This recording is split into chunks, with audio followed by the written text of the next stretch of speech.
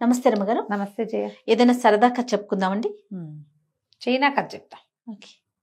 చైనాతో కాదో తెలీదు, ఏదో అట్లా చెప్తారు. పూర్వము పల్లెటూళ్ళల్లో చాంగ్ అని ఒక కుర్రాడు ఉండేవాడు.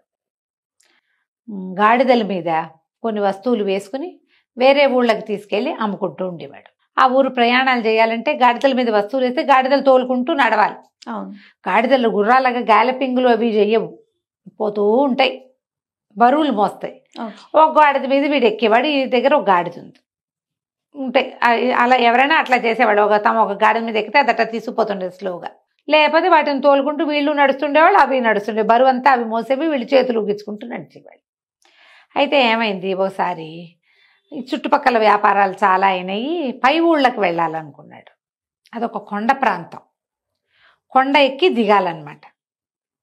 అయితే సరే ఆ కొండ ఎక్కడానికి బయలుదేరాడు. కొండ ఎక్కితే ఇక బాగా అలసటగా ఉంది. ఎంత అలసటగా ఉందో చూస్తే ఒక పూటకోళ్ళ ఇల్లు కనపడింది. ఎవరో ఒక నడివేసి ఆవిడ అది నడుపుతోంది. బయట బోల్డని గాడిదలు కట్టేసి ఉన్నాయి.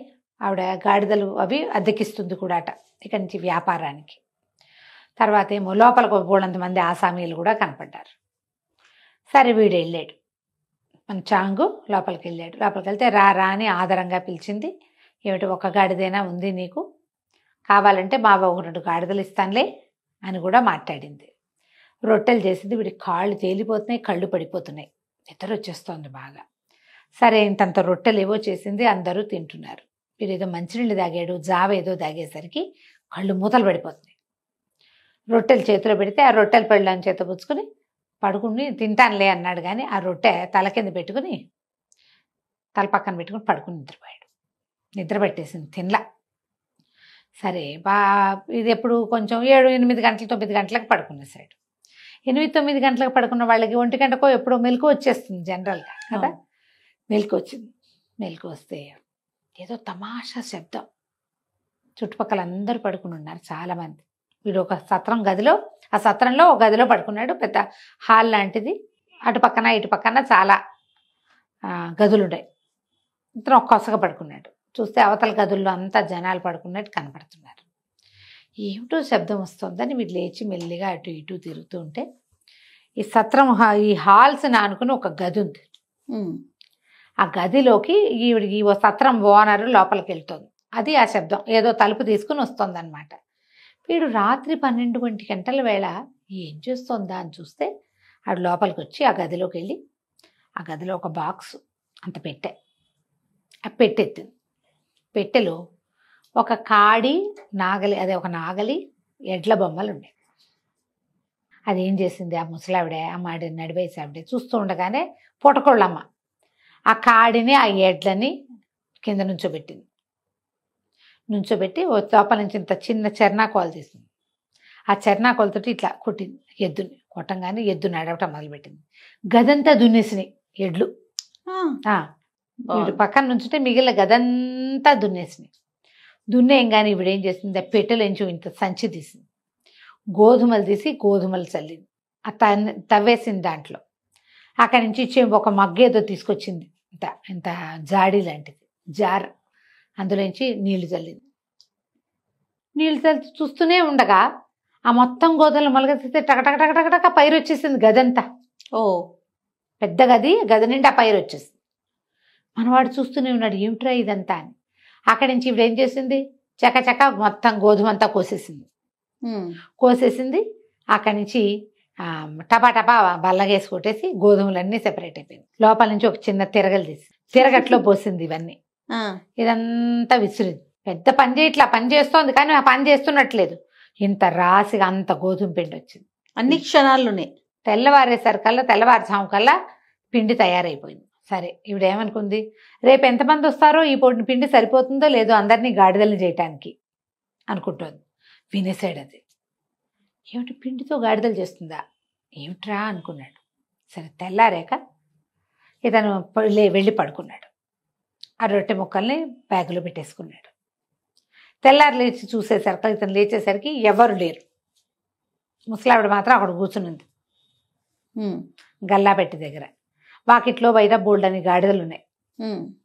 అంతకుముందు గాడిదలు ఉన్నాయి, ఇప్పుడు కూడా గాడిదలే, బోళ్ళు గాడిదలే కనపడ్డాయి కానీ ఒక్క పిట్ట పురుగు మనిషి కూడా లేరు అక్కడ. లేచావా అంది. లేచాను. వెళ్ళొస్తానన్నాడు. వెళ్ళొస్తానంటే ఆవిడేం చేస్తుంది, 4 రొట్టెలు చేసి చేతిలో పెట్టింది. వెళ్ళేటప్పుడు ప్రయాణంలో తిను అని బ్యాగ్లో పెట్టుకున్నాడు. తింటానులే అని ఇంకో గాడిదని ఎక్కెళ్ళిపోయి ఆ ఊరు ఇక ఆ రొట్టెలు ముట్టుకోలా. ముందు మంత తల కింద పెట్టుకున్నాడు కదా, అది ముట్టుకోలా. మొత్తం రొట్టెలన్నీ బ్యాగ్లో పెట్టి ఉంచుకున్నాడు. దారిలో ఏవో తిన్నాడు. అదేదో పై ఊరు చేరాడు. పై ఊరు చేరితే సరే వీడు తెచ్చిన సరుకులు అవన్నీ అమ్మకాలు అవుతున్నాయి. ఏవో కొత్త సరుకులు కూడా మామూలుగా అప్పుడు అట్లా చేసేవాళ్ళు. మన ఊళ్ళో సరుకులు తీసుకెళ్ళి అక్కడ అమ్మేయటం, అక్కడవేవో తెచ్చుకోవటం. ఆ సరుకులు కొనుక్కుంటుంటే ఒక 3-4 వ్యాపారస్తులు ఏ ఊరు ఏమిటి అని అడిగి రాబోయి టీ తాగుదామని ఏదో కొట్లోకి తీసుకెళ్లారు. అక్కడ కూర్చొని నువ్వు వెళ్లే దారిలో ఏమున్నాయి అవి ఉన్నాయని మాట్లాడి, ముసలావిడ అది ఇది ఉంది కదా ఆవిడ గాడిదలు అమ్ముతుంది అన్నాడు అని చెప్పారు. ఆవిడ దగ్గర గాడిదలు ఎక్కడివి, వెళ్ళేటప్పుడు కట్టేసి ఉన్నాయి కానీ గాడిదలు ఎట్లా అమ్ముతుంది అంటే, ఎప్పుడు చూసినా ఆవిడ దగ్గర గాడిదలే ఉంటాయి. మనం వెళ్ళేటప్పుడు అక్కడి నుంచి గాడిదలు కొనుక్కు వెళ్ళిపోవచ్చు, వచ్చేటప్పుడు మళ్ళీ గాడిదలు ఉంటే మళ్ళీ గాడిదలు తీసుకుని రావచ్చు అని చెప్తున్నారు వ్యాపారస్తులు. ఆవిడ గాడిదల వ్యాపారమే చేస్తుంది. మనకి ఇప్పుడు గాడిదలు కావాలంటే కబురు చేస్తే 10 గాడిదలు పంపిస్తుంది. బాగుంది, బాగానే ఉంది. అక్కడ పనివాళ్ళు లేరు పెద్దగా, వంటకు సహాయం చేయడానికి ఎవరో ఒకళ్ళో ఇద్దరో మనుషులు ఉన్నారు అంతే. ఆవిడ ఒక్కతుంది. గాడిదలు వ్యాపారాలు చేయాలంటే పిల్లల్ని పుంచి పెంచి పుట్టించి పెంచుకోవాలి. ఎంత పని పుట్టించడానికి పెంచడానికి అక్కడేం సాధనం కనిపెట్టలే. గాడిదలు మాత్రం ఉన్నాయి డెఫినెట్గా.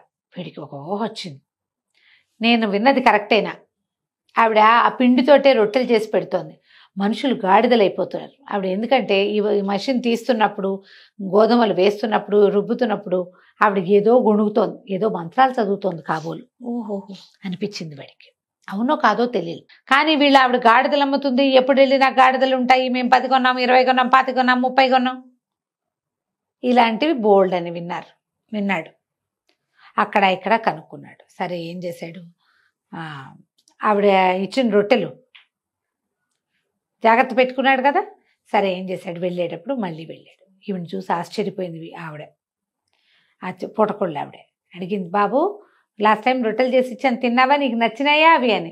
అబ్బాయి నేను తినలేదండి, మరి మేము వెళ్తుంటే వాళ్ళు ఎవరో వ్యాపారస్తులు కనపడ్డారు, వాళ్ళు అప్పుడెప్పుడో మీ దగ్గర తిన్నారట, నేను మీ దగ్గర నుంచి వస్తానని తెలిసి వాళ్ళు నా రొట్టెలు తీసుకుని తమ రొట్టెలు ఇచ్చారు, రండి మీరు కూడా వాళ్ళ ఊరి ప్రాంతం రొట్టెలు చూద్దురు కానీ ఎంతో బాగుంటాయి, మరి అవి ఎట్లా ఉంటాయో చూద్దురు కానీ మీరు కూడా చెయ్యొచ్చు కదా, వచ్చేటప్పుడు మళ్ళీ కనపడ్డారు వాళ్ళు అని చెప్పాడు.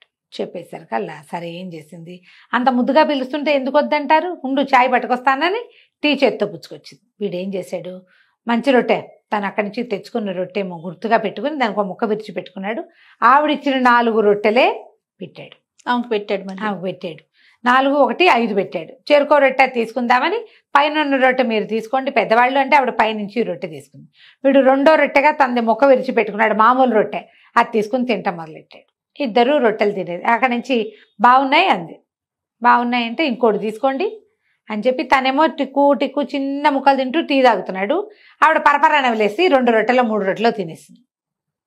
2-3 రొట్టెలు తినేయంగానే కుర్రాడు అన్నాడు, ఈ చాంగు ఇక మీ మంత్రం పారదులేండి, ఏం మంత్రం చదువుతూ గోధుమలు పండిస్తున్నారో చెప్పండి నాకు అన్నాడు.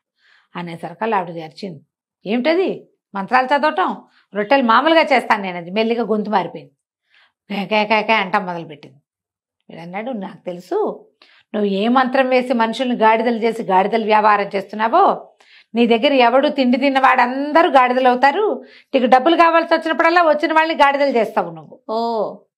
ఇది చూస్తూ ఉండగానే గొంతు మారిపోయింది, చెవులు వచ్చేసినాయి, 4 కాళ్ళు వచ్చినాయి, తోకొచ్చింది. అక్కడి నుంచి ఓండర్ పెడుతూ ఏం చేస్తుంది, అడవిలోకి పరిగెత్తేసింది. ఎవరో ఒకళ్ళకి దొరికిపోతుంది, పని చేయిస్తారు. కుర్రాడు ఏం చేశాడంటే లోపలికి వెళ్ళి ఆల్రెడీ తడిపున్న గోధుమ పిండిని చెరువులో వారేసేసాడు.